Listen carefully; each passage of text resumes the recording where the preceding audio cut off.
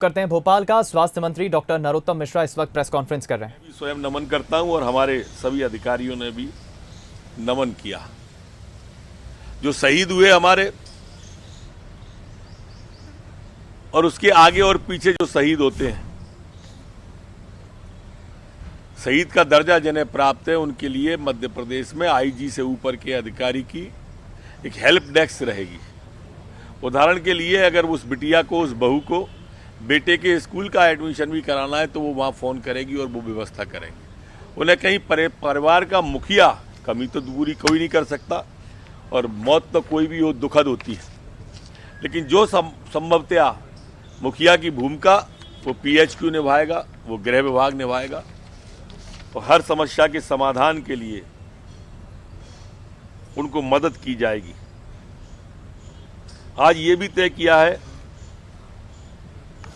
कि अब home delivery जैसा शब्द होता है ना, उस तरह से एफआईआर लिखने पुलिस घर पे आएगी। आपके अपराधों का क्लासिफिकेशन होगा, गंभीर किस्म के अपराध अलग और जो प्राइमरी अपराध होते हैं जैसे जीरो पे कायमी करना हो, अदम चेक टायर से लेके दूसरे, ये पुलिस घर पे जाएगी इन अपराधों को, सामान्य किस्म के हैं उनके लिए। और मध्य प्रदेश हिंदुस्तान के अंदर पहला प्रांत होगा जो इसकी शुरुआत करेगा।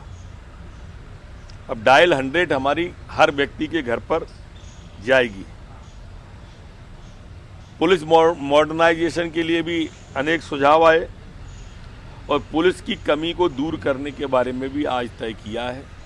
उनकी क्रमोन्नति, पदोन्नति, फर्स्ट, सेकंड, थर्ड वाली, उसके बारे में भी मैंने प्रस्ताव बना के अपने पास भेजने का कहा है। जहां तक सवाल अब बाहर से आने वाले यात्रियों का है, तो बाहर से आने वाले यात्रियों में पनवेल महाराष्ट्र से एक ट्रेन आज रात को रवाना होगी। वो ट्रेन रीवा के लिए रवाना होगी। वहां से आने के बाद सभी की जांच करने के बाद संबंधित गंतव्य की ओर लोगों को रवाना वहां का जिला प्रशासन करेगा। इसी तरह से एक ट्रेन हैदराबाद से कटनी के लिए रवाना होगी। कालीकट केरला से भी कल और परसों के बीच में, कालीकट से और केरला से भोपाल के लिए रवाना होगी। 3 ट्रेनें औरंगाबाद से। अब ये स्थान इसके तय होना है कि कहाँ कहाँ जाना है, क्योंकि अभी जो संबंधित हमारे मजदूर हैं उनसे संपर्क की कोशिश की जा रही है। दिल्ली से भी कल और परसों के बीच में एक रेल रवाना होगी। रेवाड़ी हरियाणा से एक ट्रेन सागर के लिए रवाना होगी। इस एक सप्ताह के अंदर हमारी सारी की सारी ट्रेनें देश के अलग अलग कोनों से, अलग अलग स्थान से मध्य प्रदेश के अलग अलग स्थानों के लिए रवाना हो जाएंगी। गोवा का भी इंडेक्स कल तक आ जाएगा। अभी तक हम 70,000 मजदूरों को मध्य प्रदेश में ला चुके हैं। प्रसन्नता की एक बात है, पंजाब ने, तेलंगाना ने, आंध्र प्रदेश ने कहा है कि हमारे जितने मजदूर हैं उनका किराया वो देंगे, और हमारे मुख्यमंत्री माननीय शिवराज सिंह जी ने कहा है कि उनका किराया हम देंगे, वहाँ के जो मजदूर जा रहे हैं। ये और भी बढ़ेगा अभी 3 प्रदेश के साथ साथ, और इससे एक देश एक राष्ट्र का भाव और मजबूत होगा। मोदी जी की जो चाह है वो और ज़्यादा मजबूत होंगी। ई पास सभी जगह रिलीज होना प्रारंभ हो गए और 3 दिन के अंदर सभी ई पास सभी को रिलीज हो जाएंगे। लगभग 3 लाख आवेदन ई पास के हैं हमारे पास, और इन 3 दिनों के अंदर अलग अलग स्थानों से जो स्वयं के वाहन के हैं वो भी रिलीज हो जाएंगे। अभी तक 8 लाख किसानों से 45 लाख मैट्रिक टन गेहूं खरीदा जा चुका है,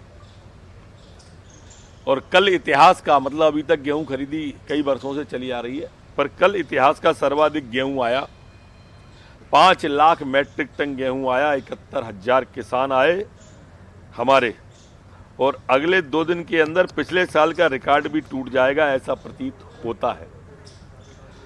अभी तक 4,175 करोड़ रुपए 4,90,000 किसानों के खाते में राज्य सरकार के द्वारा भेज दिए गए हैं।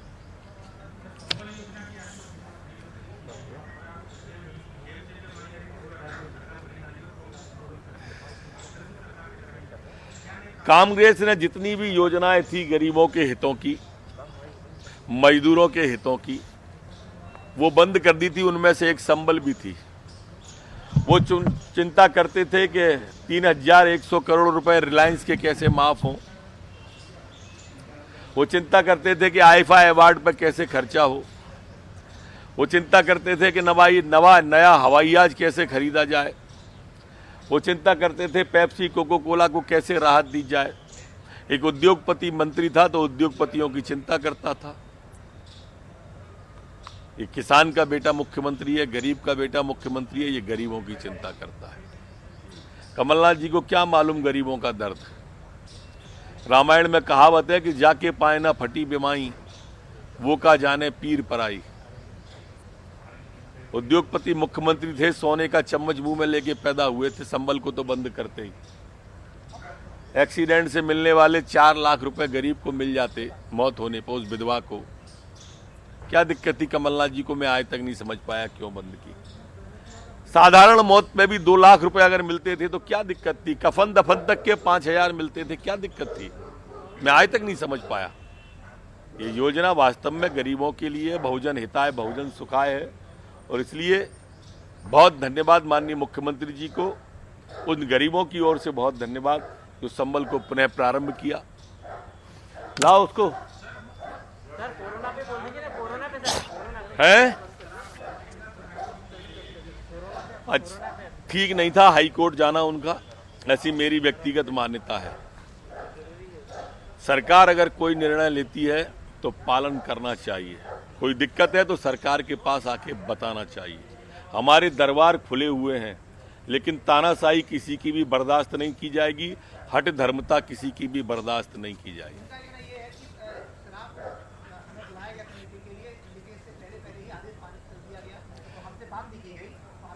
उनसे बात करना कोई जरूरी नहीं था, उसके बावजूद भी बात की गई। वो प्रक्रिया का एक अंग है। टेंडर डले थे, उनने ठेके लिए हैं। ये सरकार का काम है कब चालू करना है कब बंद करना है, ये ठेकेदार थोड़ी तय करेंगे। हम दूसरे विकल्पों को तलाशेंगे। नहीं, हमेशा के लिए। मैंने कहा हिंदुस्तान में मध्य प्रदेश पहला राज्य बनेगा। देना डायरी, हटिए बेटा, हट। हाँ, दे रहा हूं। गलती हो गई, क्षमा करिए।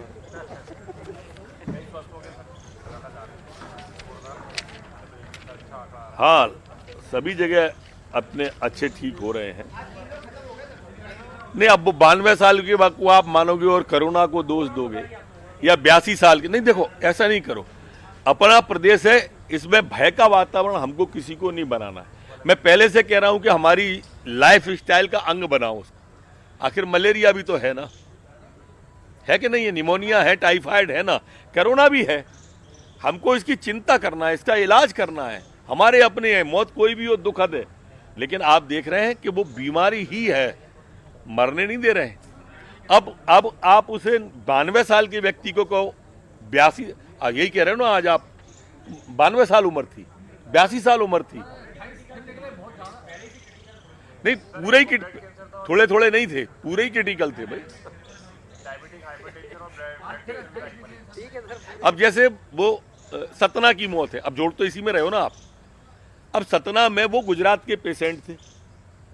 गुजरात में उनका गुल्ला टूट गया था, पेट टूट गया था, स्ट्रेचर पे थे, खड़े नहीं हो पाते थे। उनने कहा गुजरात सरकार से कि मेरी अंतिम इच्छा है, मैं मध्य प्रदेश का हूं, कि मेरे प्राण मेरे घर निकले, मैं सबसे मिलना चाहता हूं। गुजरात सरकार ने परमिट दे दिया, वो यहाँ आए और यहाँ आके उन पर जांच करी तो कोरोना निकला। अब वो जुड़े तो हमारे खाते में ना।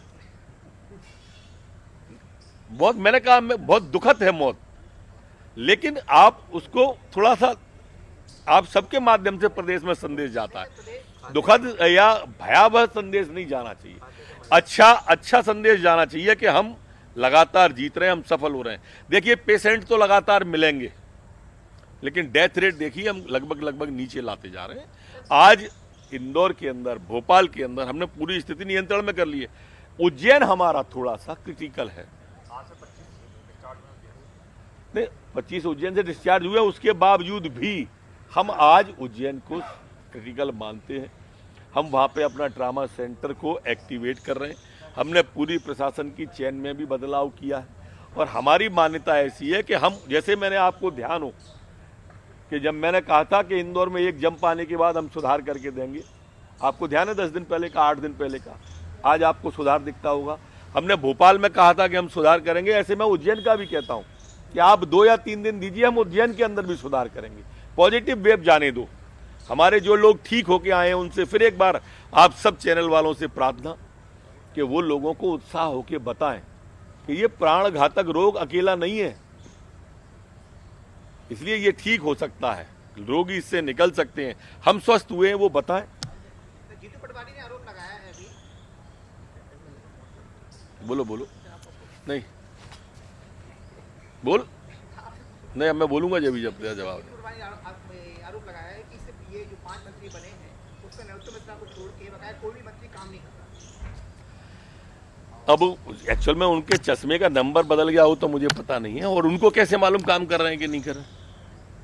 ये भी तो अच्छा है कि मालूम है काम करता। नहीं, ये बिल्कुल गलत है। सभी मंत्री लगातार, आज दिन में मेरे साथ ही कई बैठकों में थे, मेरे ही साथ थे कई बैठकों में, आज की बात कर रहा हूँ। पता नहीं उनका कौन सा नजरिया है देखने का, मुझे नहीं मालूम, और सिर्फ आलोचना के लिए आलोचना करना है तो भी मुझे कुछ नहीं कहना है। लाओ। तो आप सुन रहे थे प्रदेश के गृह मंत्री और स्वास्थ्य मंत्री डॉक्टर नरोत्तम मिश्रा को, जो प्रेस कॉन्फ्रेंस कर रहे थे भोपाल में, और उन्होंने कहा है कि अब देखिए तब्दीली का एक वक्त है और प्रदेश सरकार क्या कार्य कर रही है इस पर उन्होंने एक प्रकाश डाला है। उन्होंने कहा है कि अब बड़े जो जुर्म होंगे उसके लिए लोगों को थाने आने की जरूरत नहीं होगी, अब FIR कंप्लेन के लिए पुलिस खुद आपके घर आएगी। इंदौर भोपाल में स्थिति पूरी तरह में नियंत्रण होने की बात डॉक्टर नरोत्तम मिश्रा ने कही है।